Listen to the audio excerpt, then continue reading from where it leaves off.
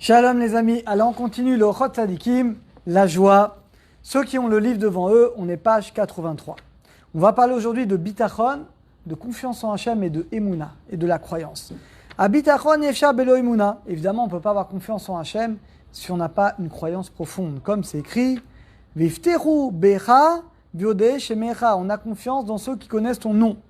Qui a yodim shemo agadol, ceux qui connaissent la grandeur, qui croient vraiment dans la grandeur d'Akadosh Baruch Hu, et qui croient de tout leur cœur, et Maïcholim, eux seulement, ils peuvent avoir confiance. Tu ne peux pas avoir confiance dans Hachem si tu ne crois pas vraiment en lui, ça paraît évident. À bitachon ve'emuna shutafim, évidemment, la emuna et le bitachon, c'est deux choses qui sont associées. Parce que sans emuna, sans croyance, on ne peut pas avoir confiance en Hachem. À emuna, rosh à Torah. La emuna, c'est le début de la Torah. Regardez, le premier commandement, c'est quoi? Anuchi Hachem Elokecha. Je suis l'Éternel ton Dieu. D'ailleurs, le Rambam va dire que la première mitzvah de la Torah, c'est quoi? La Emouna. La Emouna, c'est une mitzvah de la Torah de croire, de savoir et de croire en Kadosh Baruch Hu. Parce que si tu ne crois pas, à quoi sert la Torah?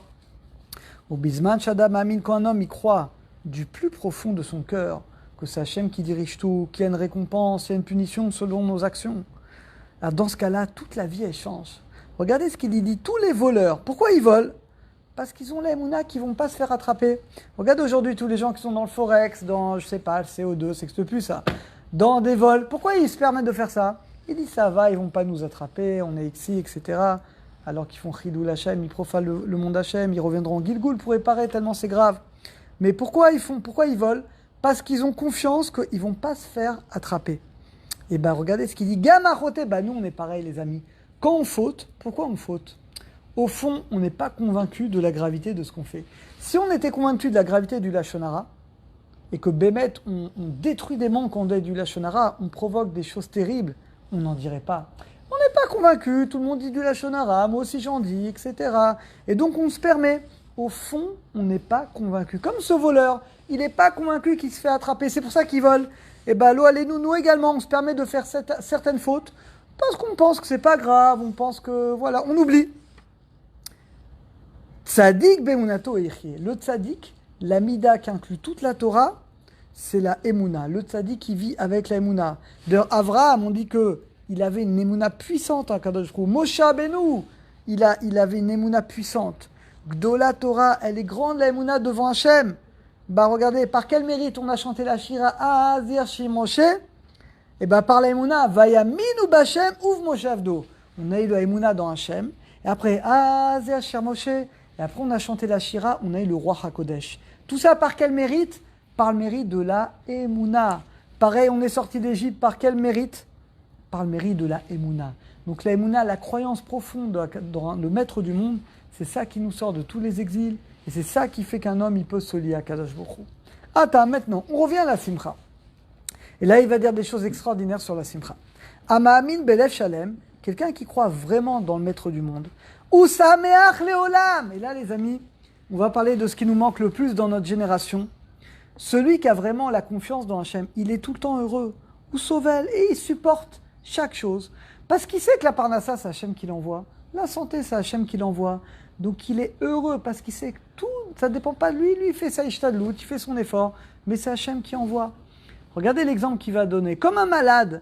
Un malade, quelqu'un qui est très malade. Mais il a, Baruch Hachem, un médicament qui marche. Médicament, il est dégoûtant. Qu'est-ce que vous faites? Vous le prenez ou pas? Bien sûr que tu le prends, même si c'est dégoûtant. Parce que tu sais que ça va te guérir. Dis pareil. Un juif, il doit supporter même les choses qui sont désagréables. Parce qu'il sait que c'est Hachem qui les a envoyées. Et que c'est nécessaire pour guérir également de ces maladies spirituelles. Regardez, celui qui est heureux, il est libéré des soucis de ce monde. Vegam Sové Mistapek, qui se contente de ce qu'il a, il est heureux. Daily, ça me suffit ce qu'Hachem m'a donné.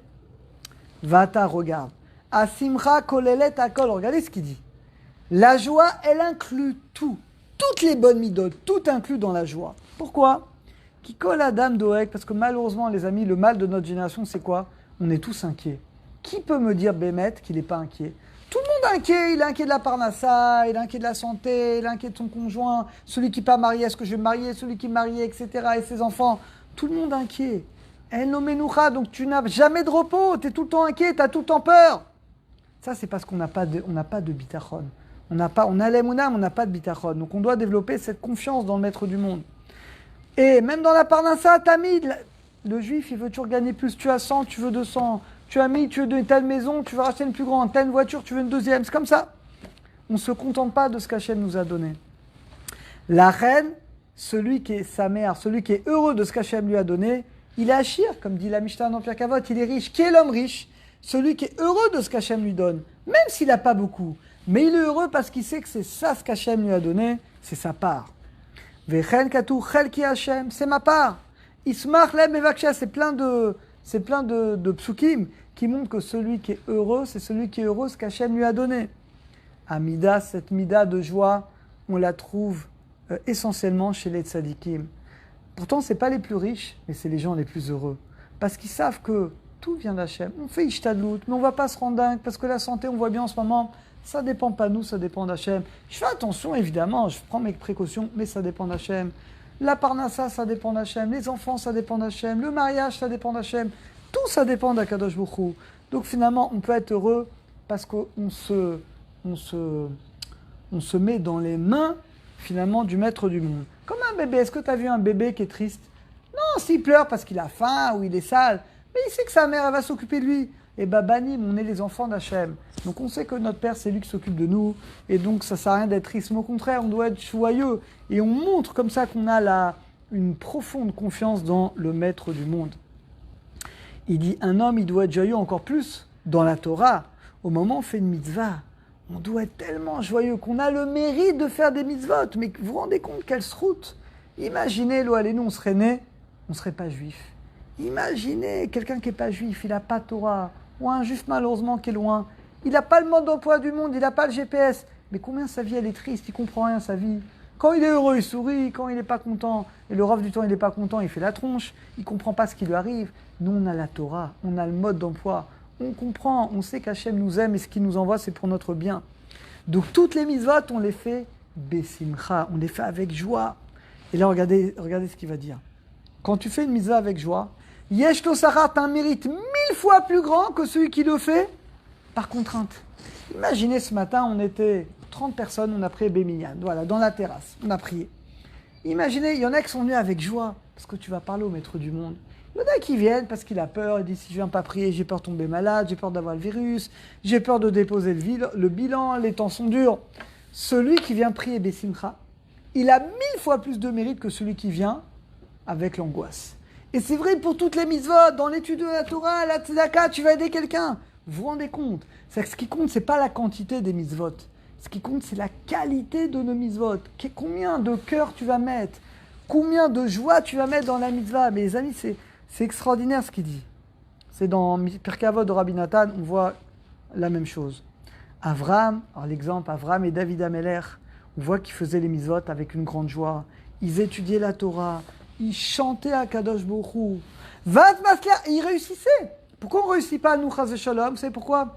Parce qu'on fait la Torah, on est triste, on n'est pas convaincu que ce qui nous arrive, c'est pour notre bien.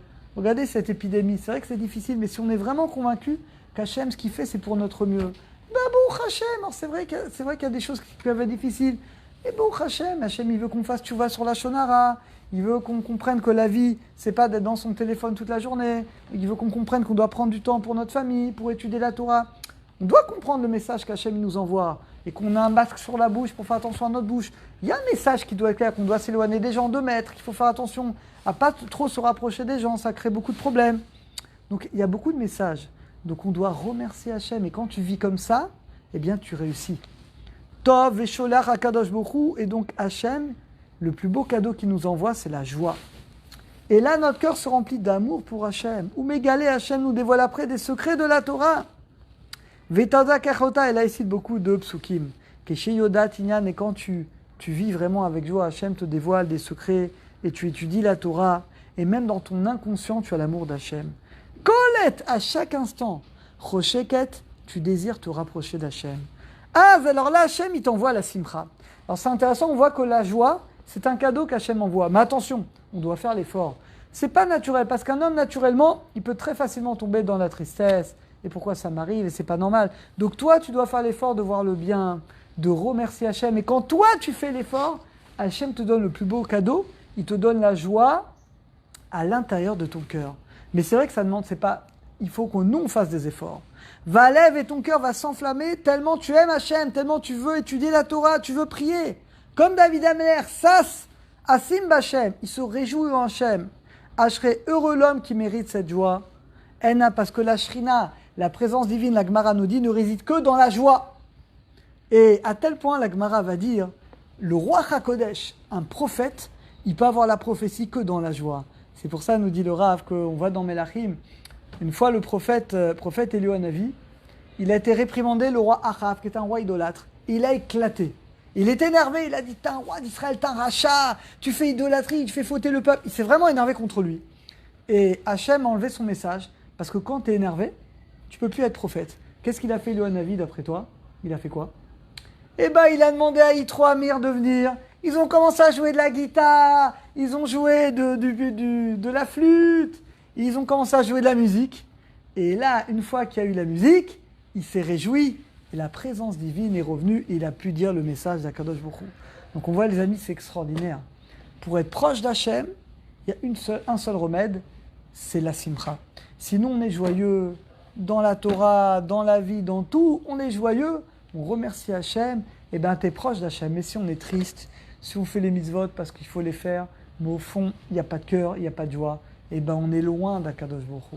Alors qu'Hachem nous aide à être proche de lui, et que chacun fasse des efforts pour rêver la joie, et qu'on mérite tous ce plus beau cadeau qu'Hachem envoie tous à chacun d'entre nous, la joie dans notre cœur. À très bientôt.